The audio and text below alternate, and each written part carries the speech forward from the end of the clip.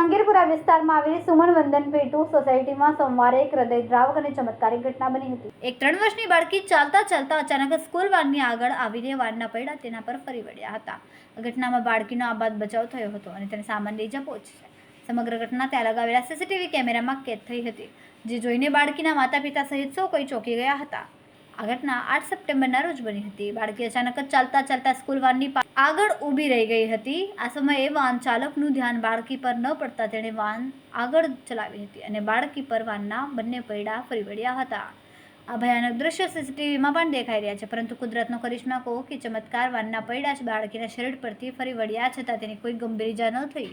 આ ઘટના સીસીટીવી ફૂટેજમાં સ્પષ્ટ દેખાઈ રહી છે, જેમાં વાનના બંને પૈડા શરીર પરથી પસાર થાય છે। થોડી ક્ષણોમાં તે ઊભી થઈને ચાલી નીકળે છે।